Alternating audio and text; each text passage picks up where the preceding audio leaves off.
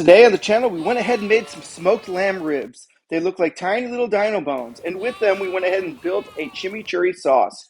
So if this is the kind of thing you're interested in seeing, please go ahead and stay. What's up, everybody? Welcome back to Kitchen Science Cooks. Today on the channel, we're going to go ahead and do some things a little bit different. I know that this is a little bit of a controversial cook, but today we're going to work on cooking lamb breastplate, or in other words, these are also known as lamb ribs. Now, I got a great deal of these at my local ALDI. See, they were coming in at $3.29 a pound. I picked up 3 pounds. It ended up costing me right around $10.20. So today we're going to go ahead and pop these on our egg. We're going to let them do a slow smoke and get a nice deep bark in them, kind of like you would with a brisket. And then from there, we're going to go ahead and we're going to build a nice chimichurri to go along with them, and it's going to be a great snack. So let's go ahead, let's get into it. Now, the reason a lot of people don't like lamb is simple. They think it's a very gamey product, and they're right, it really, really is. But these are some things that you can look out for. Number one, is the lamb from the US or is it from New Zealand or Australia?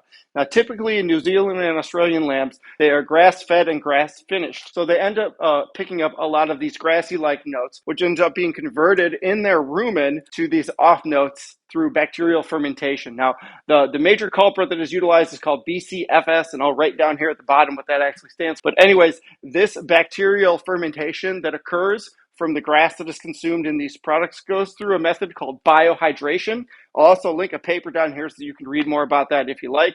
Anyways, this biohydration takes the fiber, it manipulates it and turns it into a fatty acid. In the process of turning it into a fatty acid, it also builds these lanolin off notes. And these lanolin off notes are what you notice as the gamey flavor when you look at lamb. Now, this happens in a couple different ways. Number one, when you look at the fat of the animal, that's where a lot of that lanolin goes ahead and gets held because the fatty acid is fat. Okay. Number two, the older the animal is, the more of this lanolin is going to be built up in the fatty acid profile of their fat. So you want to go ahead and look at that. So if you go for young lamb, which is what we have today, versus an older style mutton lamb, we're not going to have as much. Number three, if you really want to try to get rid of it, you want to trim all the fat that's sitting on all of these. And honestly, we really don't want to go ahead and do that because the fat is what we're going to use today to do our slow smoke and our slow roast cook / braise that we've got going in our product. In the US, though, it's a little bit different. While we may do a lot of grass starting, we do a lot of grain finishing, and that grain finishing can go up to a month. What a lot of that grain finishing does is when the grain goes ahead and it runs through the rumen of the animal, rumen is stomach, by the way, and it goes through that method of biohydration where it takes the fiber from the grains and it goes ahead and it converts it into fat, we get a lot less lanolin to go ahead and pop up in our products. So we don't really have that gamey issue with a lot of the American-based stuff, which is why when you go to the grocery store, you want to make sure that you see that it is a local American product. If it is, should be okay. If not, if you're only able to go ahead and get the Australian and the New Zealand stuff, we're going to work on a couple of methods today to try to knock a little bit of that down. So there's a little bit of food for thought for you. Let's go ahead and get into the cook.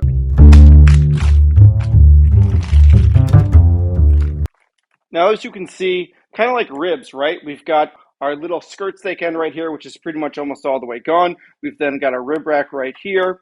And then we have another top side right here. So we've got some hard fat. We've got some soft fat. I'm going to go ahead and pull off some of that hard fat. But first, just like with our ribs, we've got a little bit of that membrane on the back that we want to go ahead and take off. Now, I know a lot of people like to keep it. I think that that's too not delicious. So I go ahead and I pull them off. Next, what we want to go ahead and do is check for the skirt meat that's sitting right here. You'll notice that we've got just a little bit on here. They did a pretty decent job when they pulled it off. So all I'm going to do is follow the exact same rule. And we'll end up saving a little bit of this for a little bit of grind later. Now what we want to go ahead and do is we want to flip it over. We've got some hard fat here. We want to go ahead and pull off. Hard fat as opposed to soft fat doesn't render as well. It's great for making burgers and things because of the way that it helps to hold a lot of shape. But in the cases of products like ribs and whatnot, you really want to go ahead and get a lot of it off there because it's just going to get in the way of making really beautiful bark. So we've got a little bit right here we want to take off as well, right?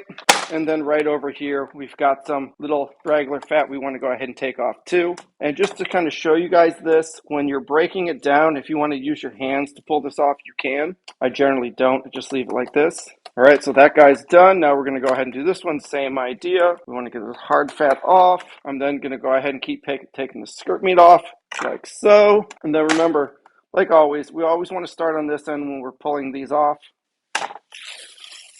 All right, so here's our lamb breastplates. Let's go ahead and let's get the rub on. So the next thing we're going to go ahead and do to try to combat some of that gamey flavor is we're going to use a little bit of mustard, okay? So the mustard seed has some fun acids involved with it that help break down some of the lanolin involved. So all we want to do is give it a good rub on here. Now, I'm not concerned about the mustard giving any kind of flavor because I'm just using it as a binder at this point. But I want to go ahead and try to make it so that it is matched on all sides so that we end up trying to get rid of as much of that gamey, that natural gamey flavor that's still there as we can. Make sure that when you're doing this, you do the sides as well. So we're going to flip this guy over too. All right, we're going to get all of our sides. And now let's go ahead and let's add the rub on. All right, and so this is the rub we're going to use today. So I've been working in the skunk works of my lab / kitchen on coming up with a rub that I think would be utilized on a lot of smoked products. And so I came up with something called kitchen rub. It's got a lot of black pepper. It's got coffee in it. It's got garlic in it, cinnamon, ginger, salt, etc. So this is going to be the best thing that we can use today to go ahead and pop on here. Not only is this going to give us a wonderful bark, but it's going to give us the rich, in-depth flavor that lamb needs. Lamb needs a good amount of spices like garlic, onion, cinnamon, allspice, etc. to help cover up any of those extra lanolin notes that still might be left in there. So this product is going to go ahead and go a long way to help continuing to minimize that gamey flavor.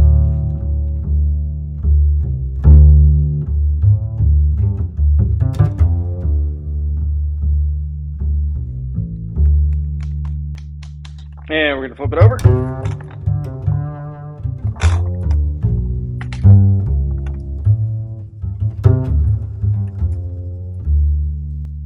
And we're going to do the sides and get anything you may have touched or missed.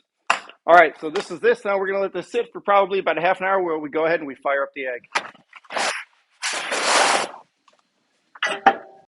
So I've got enough charcoal in there for today's cook, so we're just going to throw the wood in. Make sure that your dampers are open all the way, and let's let the egg go ahead and come up to temp until we can barely touch the outside of this. Then we're going to adjust that flue, and we're going to go ahead and adjust this flue. All right, now that it's good, we want to go ahead and add everything else. So we're using a deflector plate today, so make sure that guy goes in. We're using our grill grate today as well. So make sure that guy goes in. Now let him finish coming up to temp. All right, everybody, now it's time to go ahead and make that homemade chimichurri sauce. So let's get started.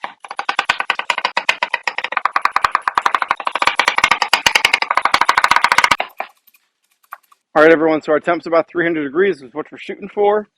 Got nice, beautiful blue smoke coming out of here. So with the ribs, we've got the fat side and we've got the bone side.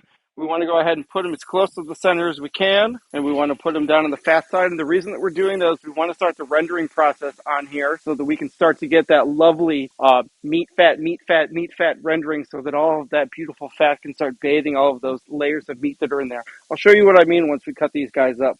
So we're going to let this sit like here for probably about an hour or so. Once I start to see just a touch of pullback on either side, I'm going to flip them over. We're going to check the fat. If it's good and rendered, then we're going to go ahead and let them finish going until they're done, probably at least another hour to 2 hours, sitting right around this 300 degree mark. So I'll check back with you in an hour. All right, everyone, now it's time to go ahead and make the chimichurri. So let's go ahead and start. So we've got 1.5 cups of tomatoes.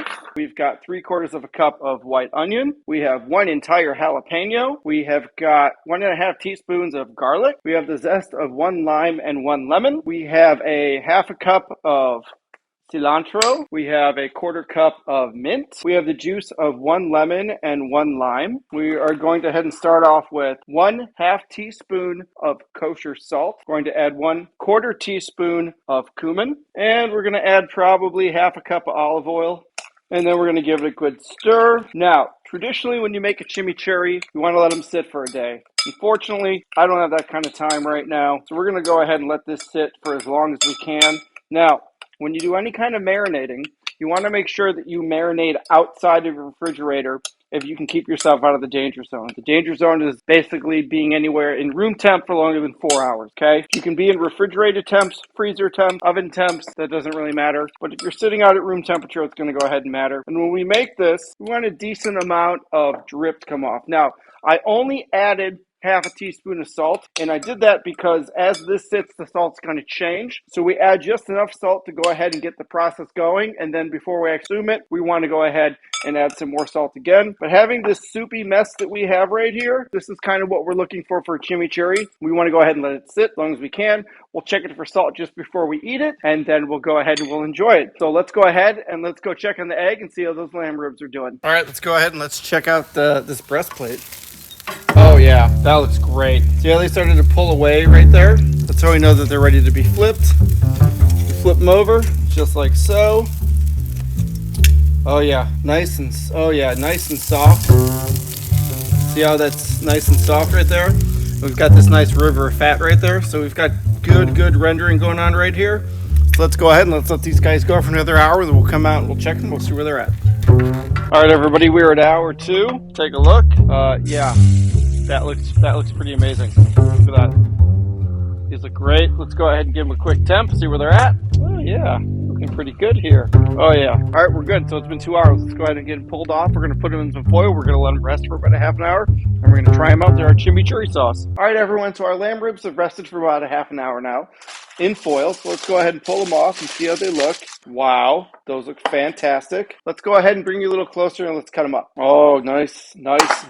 Okay, so you can see how they went ahead and curled up a little bit. That's okay. We're going to go ahead and start over here. Pop them off. There we go. We got a nice, great rendering going on in there. Okay, let's go ahead and give them a quick bite. Ooh, these are good.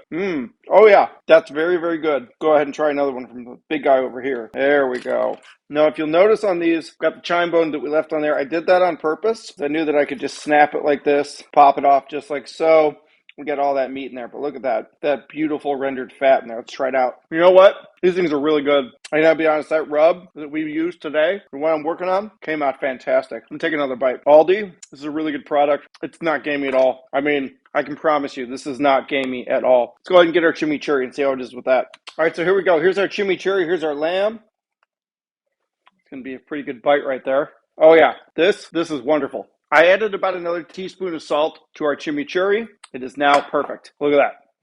It's fantastic. All right, these are wonderful. I'm going to cut one more so I can show you guys how this works. But basically, the bone goes ahead and runs down this way, okay? You just follow your knife on the bone. You can stop here if you want. So you can just get a nice little rib. The piece sitting right here is the chine bone. This goes ahead and takes another direction to go ahead and cut through. So we can go ahead and take it like so, cut like this, get down to this point where it pops, just like so, and take our knife and continue going through the rest of it. But look at that fat in there. Isn't that great? Now, the reason that people don't like these is because of this. This is chine bone. They're nice and long and they curve sometimes in weird directions. But the meat that comes off of here, as you can see, is fantastic. So you end up just taking it and cutting it off just like so. This is why I didn't take it off, because I really wanted to eat it. And then you grab our knife and a little bit of our chimichurri, and we get our fork. That is so good. Oh my goodness, that's so good. Regarding the chimichurri, it was great. It tastes wonderful. But in the future, I think what I'm going to do is double the amount of mint. All the other flavors are wonderful, and I get all of them. But I'm kind of missing that extra zippy mint that you usually get from a lot of these things. Anyways, if you guys like this kind of content, please go ahead, like, share, and subscribe. If you're not subscribed, we do some fun things here every single week.